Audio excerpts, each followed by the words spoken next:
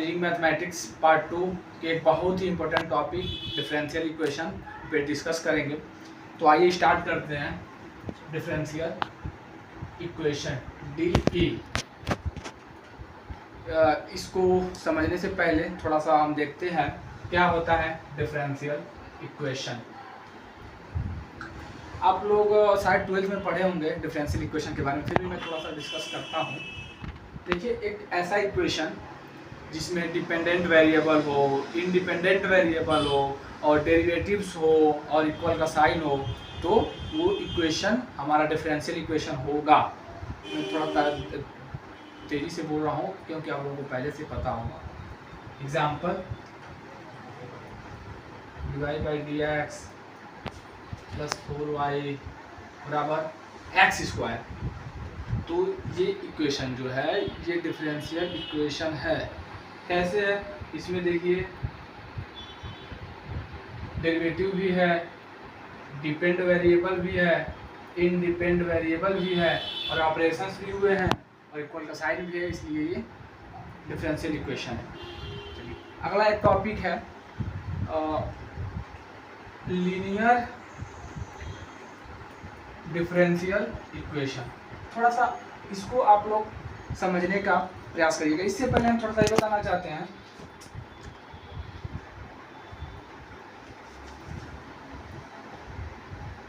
Depend variable क्या होता है।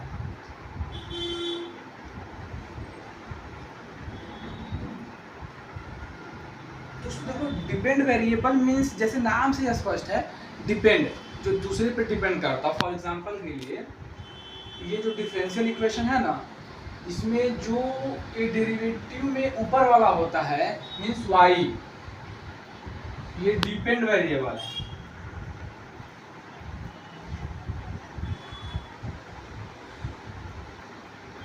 ओके, और जो ये नीचे होता है जिसके रिस्पेक्ट में हम डेरिवेशन करते हैं वो होता है हमारा इंडिपेंडेंट वेरिएबल।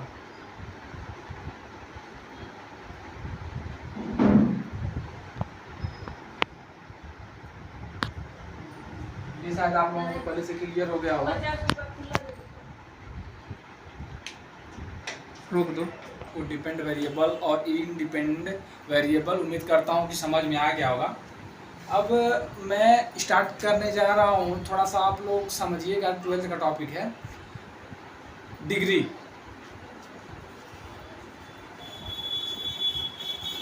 एंड ऑर्डर, इसके बारे में थोड़ा सा समझने की कोशिश करिएगा। जैसे डिग्री क्या होता है, डिफरेंशियल इक्वेशन है। डिग्री नहीं, पहले ऑर्डर समझ लेते हैं।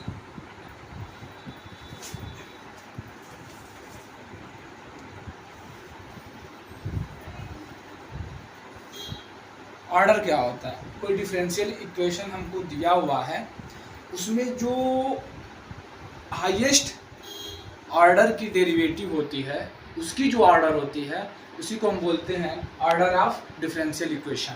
ओके, जैसे इस एग्जांपल में हम देखें, हमसे पूछा जाए कि इस डिफरेंशियल इक्वेशन का ऑर्डर बताइए, तो हम क्या देखेंगे कि ये हमारा मैक्सिमम ऑर्डर की डेरिवेटिव उपलब्ध है यहाँ पे, और तो इसकी डेरिवेटिव कौन सा है? फर्स्ट ऑर्डर का है, तो इसका ऑर्डर हो जाएगा हमारा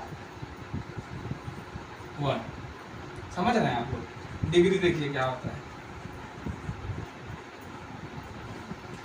जो मैक्सिमम ऑर्डर की जो डेरिवेटिव है उसकी जो पावर है, उसकी जो डिग्री है, वो हमारा डिग्री कहलाता है, डिग्री ऑफ डिफरेंशियल इक्वेशन कहलाता है। तो अगर देखा जाए तो इसकी पावर हम ऐसे कर सकते हैं ना, एक ही लिखा होगा तो हमारा डिग्री हो जाएगा। एक एग्जांपल देते हैं वो समझने के लिए।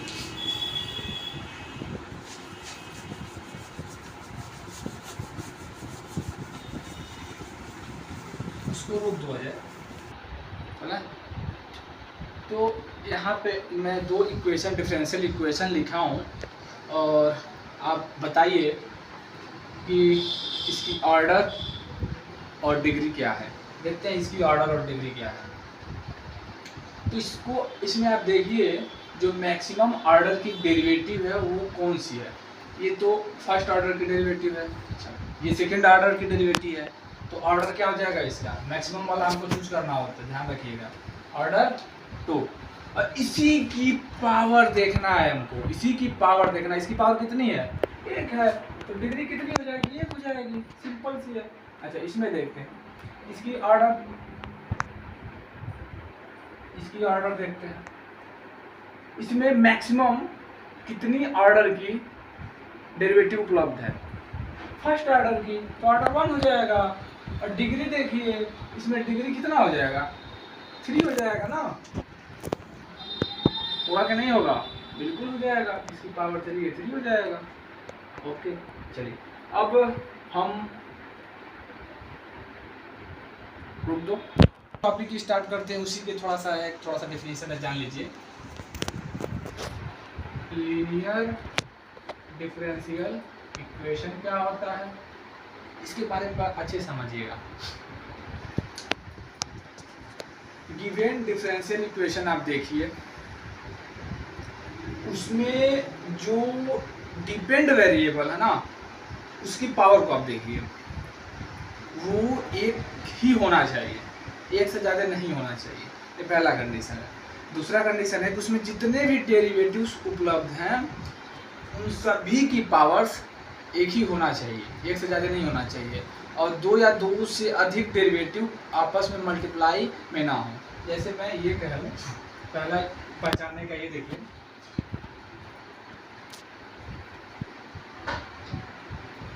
Degree of depend variable is 1। दूसरा, डिग्री ऑफ ऑल डेरिवेटिव्स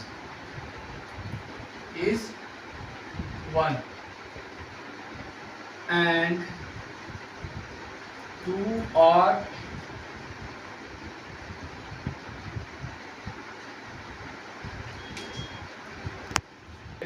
तीसरा है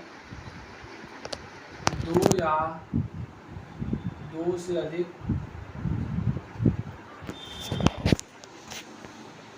डेरिवेटिव्स का आपस में मल्टीप्लाई नहीं होना चाहिए।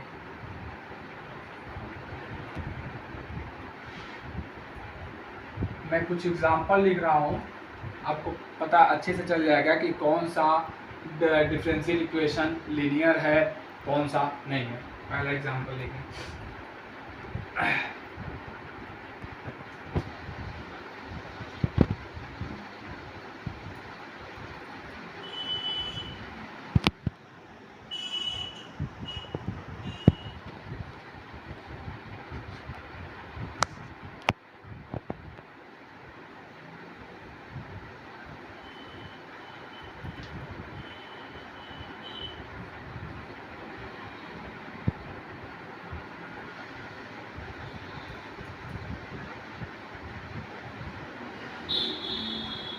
इतना ही लेते हैं। इसमें देख लीजिए,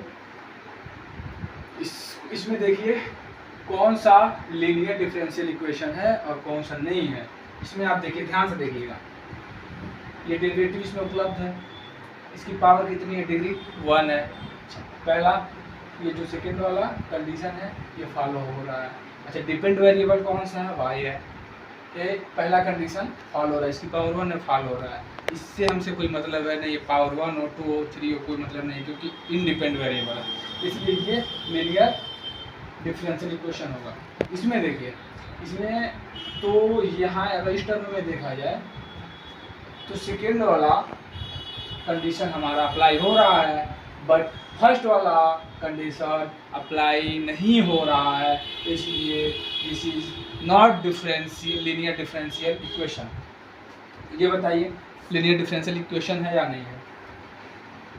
पावर 1 है, पावर 1 है, पावर 1 है, नॉर्मल सी बात है। समझ में आ गया? डिफरेंशियल इक्वेशन में हमको क्या देखना होता है, degree of depend variable is 1। होना ही चाहिए, 1 होना चाहिए। Degree of all derivatives is 1। अब तीसरा कंडीशन क्या है, 2 या 2 से अधिक डेरिवेटिव्स का आपस में मल्टीप्लाई नहीं होना चाहिए। भी एक एग्जांपल ले लेता हूँ। मान लीजिए अगर किसी कंडीशन में इस टाइप का इक्वेशन दिया हुआ है,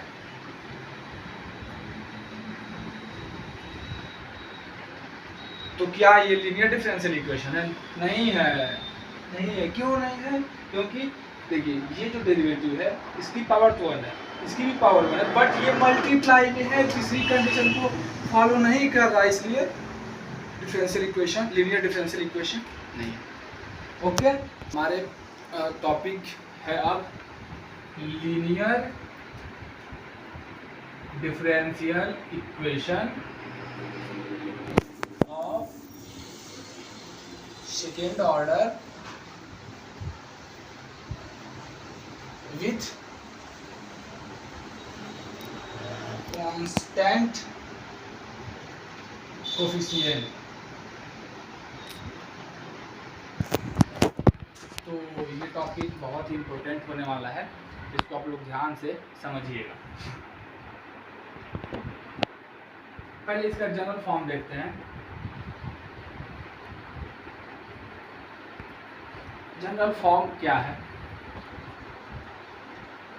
d2i by dx square plus p dy by dx plus qi बराबर r।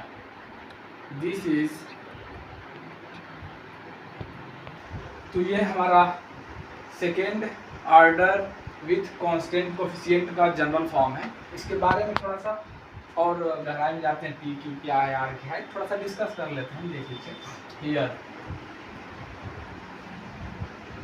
P and Q are constant। Okay, ऐसे कंडीशन में P और Q ऑलवेज कांस्टेंट ही होगा। R के बारे में देखते हैं। R इक्वल टू कांस्टेंट और फंक्शन ऑफ x हो सकता है, फंक्शन ऑफ x। मतलब कहने का ये है कि ये जो जनरल टर्म है, हमारा जनरल एक्सप्रेशन इक्वेशन है, इसमें जो p है, q है, p क्या है, डिवाइड बाई dx का कोफिशिएंट p है, q क्या है, y का कोफिशिएंट q है। तो ये ऑलवेज कांस्टेंट होने चाहिए। क्यों? क्योंकि हम उसी second order with constant coefficient का स्टडी कर रहे हैं, इसलिए कांस्टेंट ही होना चाहिए। और आर कांस्टेंट भी हो सकता है या फंक्शन ऑफ एक्स हो सकता है, हमको उससे लेना देना नहीं है अभी फिलहाल। तो हम बात करते हैं, ये चीज़ आपको समझ में आ गया। ऐसा अगर ऐसा है सेकेंड ऑर्डर या उससे भी हायर ऑर्डर दिया तो कोई फर्क नहीं पड़ने वाला। तो हमारा इसका सलूशन कैसे निकालते हैं, इसका सलूशन कैसे होता है देख लीजिए थोड़ा सा। सलूशन आपको समझ में आता है ना? डिफरेंशियल इक्वेशन का सलूशन बोल रहा है, इसका मतलब क्या है? देखिए सलूशन का मतलब ये होता है कि ऐसा इक्वेशन जिससे हमें ये इक्वेशन मिला हुआ है, वो इक्वेशन हमको पाना होता है, ये चीज़ होता है सलूशन। ठीक है, ओके। हम इसका कंप्लीट सलूशन कैसे निकालते हैं? कंप्लीट सॉल्यूशन इक्वल टू होता है CF plus PI। What is CF? CF means complementary function. Okay, नहीं समझ में आएगा बोल दीजिएगा। PIG, PI क्या है? Particular integral. अगर हमको इसका कंप्लीट सॉल्यूशन चाहिए तो हमको CF और PI निकालना ही होगा। अगर हम CF और PI निकाल दे रहे हैं और उसको ऐड कर देंगे तो हमारा गिवन डिफरेंशियल इक्वेशन का कंप्लीट सॉल्यूशन मिल जाएगा। समझ में आ रहा है मेरी बात? चलिए थोड़ा सा एक और टॉपिक है, उसको थोड़ा हम देख लेते हैं। टॉपिक नहीं है, थोड़ा सा ऐसे है। इसको हम बोलते हैं ऑपरेटर। इसको हम सिंबल, इसका सिंबॉलिक फॉर्म क्या है? Symbolic form of this equal to D है। इसको हम अगर ऐसा लिखा रहेगा तो हम इसको डी से रिप्रेजेंट करेंगे, और ऐसा कुछ लिखा रहेगा तो हम इसको डी स्क्वायर से रिप्रेजेंट करेंगे, और ऐसा कुछ लिखा रहेगा तो हम डी क्यूब से करेंगे। ये ऑपरेटर है और इसका सिंबॉलिक फॉर्म होता है कैपिटल डी। अब देखिए, हमने आपको तो बता दिया कि कंप्लीट सोल्यूशन निकालने के लिए CF और PI चाहिए, लेकिन निकालेंगे कैसे CF और PI? तो उसको अब हम आगे सीखेंगे। अब हम बताने वाले हैं आपको मेथड ऑफ फाइंडिंग CF। पहले CF निकालना सीखते हैं, अच्छे से सीखेंगे इसको। बहुत मजेदार टॉपिक है CF निकालना, बहुत अच्छे से सीखिएगा इसको। CF का फुल फॉर्म क्या है? Complementary function. तो इसको CF निकालेंगे हम। कैसे निकालेंगे देख लीजिए। पहले इक्वेशन, एक क्वेश्चन के थ्रू समझाते हैं।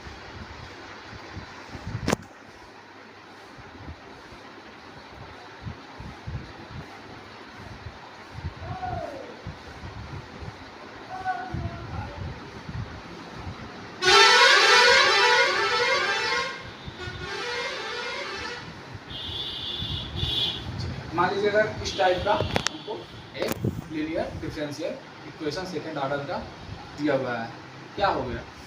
रोक दे रहे हो क्या तुम? तो ये सेकंड ऑर्डर का लीनियर डिफरेंशियल इक्वेशन है। हम इसको अब इसके थ्रू हम CF निकालना सीखेंगे। देखिए CF निकालने का वर्किंग रूल पहले देखिए। पहला काम क्या होता है CF निकालने के लिए? Working rule.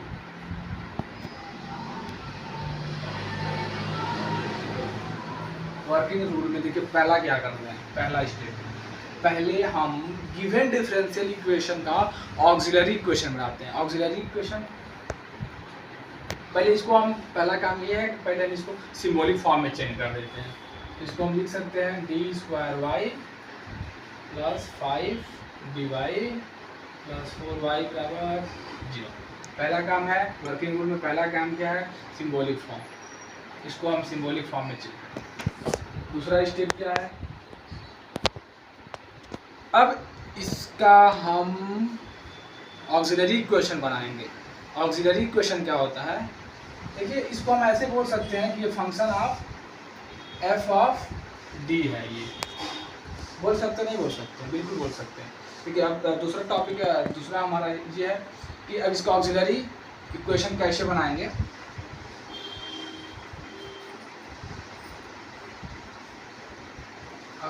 ऑक्सिलरी इक्वेशन क्या होता है? देखिए ऑक्सिलरी इक्वेशन बहुत ही आसान है। हम कुछ नहीं करेंगे, जो f ऑफ d है ना, इसी को हम f ऑफ m, d के जगह पे m पुट कर देंगे, उसको 0 कर देते हैं, उसी को बोलते हैं ऑक्सिलरी इक्वेशन। देखिए f ऑफ m बराबर 0, this that called auxiliary equation. अब m क्या है अभी आगे पता चल जाएगा आपको। तो हम क्या करेंगे, इसमें d के जगह पे हम m पुट कर देंगे, तो हमारा ऑक्सिलरी इक्वेशन बन जाएगा। हम इसको लिख सकते हैं m² प्लस 5m प्लस 4, कुछ यूँ लिख सकते हैं इसको, और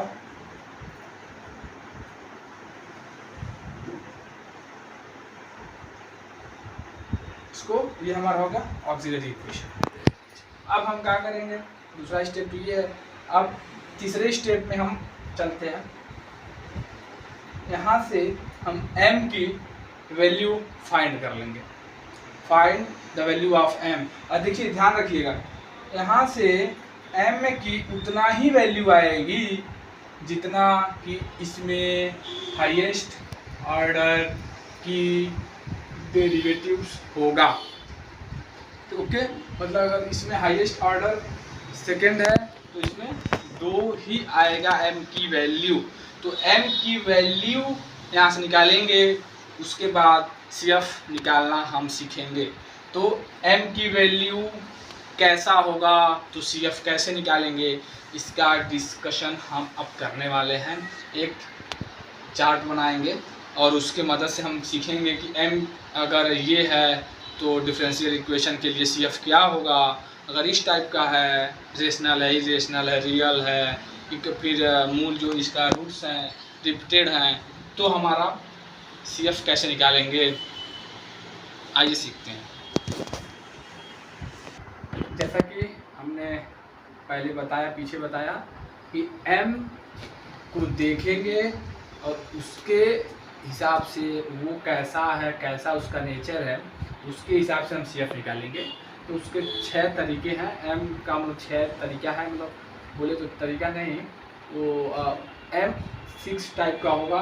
तो 6 टाइप से हम CF बनाएंगे। अभी फिलहाल मैं 2 टाइप का लिया हूँ और मैं डिस्कस कर रहा हूँ, इस पर कुछ न्यूमेरिकल करवाऊँगा। उसके बाद मैं आगे उन लोगों को डिस्कस करूँगा और साथ में न्यूमेरिकल करवाऊँगा, तो आपको अच्छे से क्लियर होगा। इसको समझने की कोशिश करते हैं। Serial number 1 2। अच्छा, नेचर ऑफ रूट्स, जो m जो हम इक्वेशन बनाए थे ना, वो अगर उसका नेचर कैसा है, रूट्स m, जो m था वो रूट्स है, वो चीज़ यहाँ पे लिखा हुआ है। CF, तो उसके कॉरस्पॉन्डिंग CF कैसा होगा, ये चीज़ यहाँ पे लिखा हुआ है।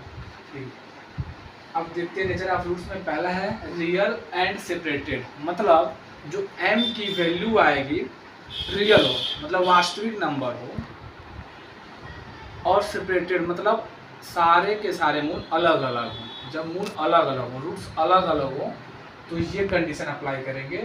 देखिए m1 m2 m3 ये रूट्स हैं सारे के सारे, m1 m2 m3 m4 m5, और भी हो सकते हैं, 2 भी हो सकते हैं, 3, मतलब कितना भी हो सकते हैं, उससे कोई फर्क नहीं पड़ेगा, थोड़ा सा चेंजिंग आगे हो जाएगा। तो CF क्या होगा, C1 e power m1x plus C2 e power m2x plus C3 e power m3x। यहाँ पे C1 C2 C3 कांस्टेंट है, इससे इसमें इसका कांस्टेंट है, कोई दिक्कत नहीं है। आगे देखते हैं m1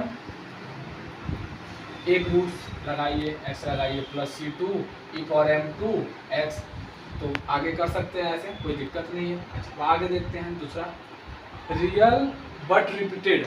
जैसे मान लीजिए कि 3 रूट्स हमारे मिल गए और तीनों रूट्स आपस में इक्वल हैं, तो ये आप लगाइएगा। अगर इसी में 4 रूट्स होते, m1 बराबर m2 बराबर m3 बराबर m4, तो हमारा CF हो जाता। यहाँ से देखिए मैं कैसे कर रहा हूँ, तो C1 plus C2x plus C3x square plus C4x cube, ऐसे बढ़ते जाते। एक कांस्टेंट लिखते, प्लस दूसरा कांस्टेंट x बढ़ाते, प्लस तीसरा कांस्टेंट x स्क्वायर करते, चौथा कांस्टेंट x क्यूब करते हैं, इसको ब्रैकेट लगाते हैं, e पावर mx, जो m सब में सबका सेम ही है m, तो mx कर देते हैं, ऐसे बढ़ जाता।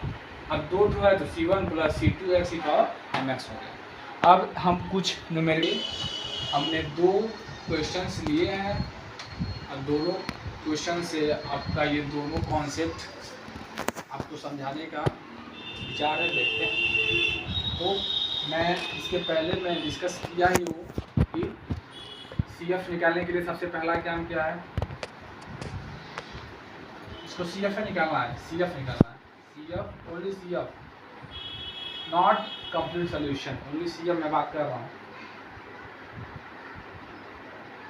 CF निकालना है आपने को, तो हम लोग क्या करेंगे, पहले इसको स्टैंडर्ड फॉर्म में, पहला स्टेप मेरा यही था कि इसको पहले सिंबॉलिक फॉर्म में चेंज करेंगे।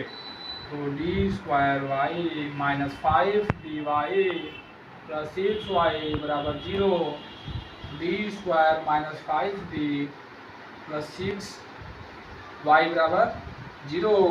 फिर दूसरा स्टेप मेरा यही था कि इसको हम ऑक्सिलरी फॉर्म में लिखेंगे, ऑक्सिलरी इक्वेशन इसका लिखेंगे। सो ऑक्सिलरी इक्वेशन इसका क्या होगा, ऑक्सिलरी इक्वेशन इसका क्या हो जाएगा, m square minus 5m plus 6 बराबर 0। समझ में आ रहा है आपको? समझ में आ गया ना। अच्छा, अब इसको सॉल्व कर सकते हैं यहाँ से m की वैल्यू, आप लोग जैसे मर्जी वैसे m का वैल्यू निकाल सकते हैं। मैं निकाल रहा हूँ, तो 3 2 जा तो m square minus 3m minus 2m plus 6 बराबर 0। एक आएगा m minus 3 minus 2 m minus 3 equal to 0, m minus 3 और m माइनस 2 बराबर 0। m इक्वल टू आ जाएगा 3n। ध्यान दीजिएगा, हमारा m का वैल्यू निकल गया, 2 हो गया। ये पहला कंडीशन को फॉलो कर रहा है कि नहीं कर रहा। कैसे कर रहा है देखिए, यहाँ पे रूट्स आए हमारे 2, एक आया 2, एक आया 3। m1 m2 m3 सारे रूट्स सेपरेटेड हैं, अलग अलग हैं, इक्वल नहीं हैं, तो हम ये लगाएंगे। अच्छा, तो CF क्या हो जाएगा, यहाँ से देखिए डायरेक्ट इसको यहाँ से करेंगे तो CF क्या हो जाएगा, C1 e पावर, आप m1 m2 किसी को ले सकते हैं, कोई फर्क नहीं पड़ने वाला है। हम 2 को 3 को ले लेते हैं, कोई बात नहीं। तो m1 और x plus C2 e power m2 को हम 2 लिख लेते हैं 2x। तो this is CF for this, इसके लिए हमारा CF यही होगा। इसी समझ में आ गया क्या करना है। पहले हम इसको सिंबॉलिक फॉर्म में लिखेंगे, फिर इसको ऑक्सिलरी इक्वेशन लिखेंगे। ऑक्सिलरी इक्वेशन तो आप लोगों को पता ही होगा, f of m equal to, auxiliary equation क्या होता है, f of m equal to 0 होता है, नहीं होता है। तो वहाँ से हम करेंगे इसको, वहाँ से m की वैल्यू निकालेंगे और देखेंगे m कैसा है, जैसा होगा उसके हिसाब से हम इसमें चूज करेंगे, उस टाइप से कर देंगे। अच्छा, इसको अब सॉल्व करते हैं, थोड़ा देखिए। तो पहला काम क्या था, इसको सिंबॉलिक फॉर्म में लिखते हैं, d square minus 8d plus 16 y equal to 0। पहला काम सिंबॉलिक फॉर्म में हो गया। दूसरा काम मेरा यही था कि ऑक्सिलरी इक्वेशन इसका लिखना है। ऑक्सिलरी इक्वेशन क्या होता है, f of m equal to 0 होता है कि नहीं होता है। तो हम लिख सकते हैं m square minus 8m plus 16 बराबर 0। तो हमने क्या बोला, देखा कि इसको हम सिंबॉलिक फॉर्म में लिखेंगे, फिर ऑक्सिलरी इक्वेशन इसका बनाएंगे, फिर इसको सॉल्व करेंगे और m का वैल्यू निकालेंगे। तो 4 4 जा 16 होता है, तो इसका बैठेगा फैक्टर m माइनस 4, तो m बराबर 4। अब देखिए इसके 2 रूट्स आ गए m के। अच्छा, तो भी दोनों इक्वल है भाई, देखिए दोनों 4 4 हैं। तो सेकेंड वाला जो कंडीशन है हम उसको अप्लाई करेंगे। अप्लाई वैसे ही वही होगा। तो इसका CF निकालना, तो क्या करेंगे, CF क्या होगा भाई, दोनों सेम है, तो C1 प्लस C2 x, ऐसे करिए e पावर mx, m का वैल्यू 4 है और x तो रहता करता है, तो हो गया। This is answer. CF not complete solution मैं बोल रहा हूँ, ओनली CF में निकालने के लिए कहाँ हूँ, CF।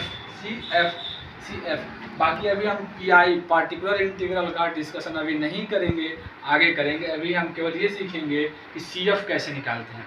चलिए एक 2 क्वेश्चन और करते हैं, अच्छे क्वेश्चन करते हैं। इन्हीं दोनों कॉन्सेप्ट पे बेसिस हम 2 और क्वेश्चन करेंगे। इसको थोड़ा देखिए, ये बहुत ही अच्छा क्वेश्चन है, ये भी अच्छा क्वेश्चन है और ये भी अच्छा क्वेश्चन है। तो इसको पूछ रहा है, इसमें भी वही है, CF इक्वल टू क्या, इसमें भी पूछ रहा है CF इक्वल टू क्या। ठीक है, अभी हम केवल CF निकालना सीख रहे हैं। इसको हम कैसे करेंगे, पहला स्टेप तो हमारा यही है, इसको हम d³ स्टैंडर्ड सिंबॉलिक फॉर्म में चेंज करेंगे, d5 माइनस d³ y बराबर 0, या हम इसको ऐसे ही लिख सकते हैं d³ d square minus 1 y equal to 0, ऐसे भी लिख सकते हैं। अच्छा, इसका ऑक्सिलरी इक्वेशन बनाया जाए, क्या होता है, f ऑफ m बराबर 0 होता है, तो m³ m square minus 1 equal to 0 हो जाएगा। कोई दिक्कत नहीं। तो यहाँ से m की वैल्यू कितनी आ जाएंगी, 3 तो 0 आएगा, पहली बात। आएगा कि नहीं आएगा? अच्छा, और दो ठो क्या आएगा, एक आएगा -1, एक आएगा 1। हमारे टोटल 5 रूट्स आएंगे। 5 रूट्स आने का मतलब क्या है, क्यों आ रहा है 5 रूट्स? क्योंकि यहाँ पे हाईएस्ट ऑर्डर 5 है डेरिवेटिव की, इसलिए हमारे 5 रूट्स आएंगे। जितनी होगी मैक्सिमम उतनी ही आएगी। अरे भाई यहाँ पे तो कुछ अलग ही दिख रहा है, यहाँ पे 3 रूट्स एक जैसे हैं, 2 अलग अलग हैं। तो क्या करेंगे? कुछ नहीं, बिल्कुल सिंपल है। जितने रूट्स सेम है, 3 रूट सेम है, तो तीनों पे ये वाला अप्लाई करेंगे। 2 अलग है तो ये वाला अप्लाई कर देंगे। अलग कैसे? देखिए इसके लिए CF कैसे लिखेंगे, हम इन तीनों को देखते हैं दिमाग में। तो 3 रूट सेम है तो ये लगाते हैं पहले, C1 + C2x + C3x² इंटू ई पावर mx। m का मतलब 0 और x, तो ई पावर 0 का मतलब 1 होता है, ई पावर 0x कर सकते हैं, बिल्कुल कोई दिक्कत नहीं है। फिर प्लस, अच्छा ये दोनों रूट्स अलग अलग हैं तो ये वाला लगा देंगे इसके आगे। क्या C3 तक हो गया, C4 लिखते हैं, C4 ई पावर mx प्लस C5 ई पावर ये वाला mx। Okay, m1 m2 m3 m4 m5x। तो दिस इज हमारा आंसर। इसका वैल्यू कितना होगा? इसका वैल्यू 1 हो जाएगा। तो हम नॉर्मली इसको ऐसे लिख सकते हैं, ऐसे लिख सकते हैं, फिर ये ऐसे भी लिख सकते हैं। ध्यान कर देते हैं, दिस इज आंसर। तो हमारा CF क्या होगा? निकल के हमारा CF क्या आ गया? ये आ गया। तो ये मैं इसलिए बताया हूँ कि एक क्वेश्चन में ये दोनों कॉन्सेप्ट भी यूज किया जा सकता है, तो इससे कोई डरने वाली बात नहीं है, दोनों कर सकते हैं।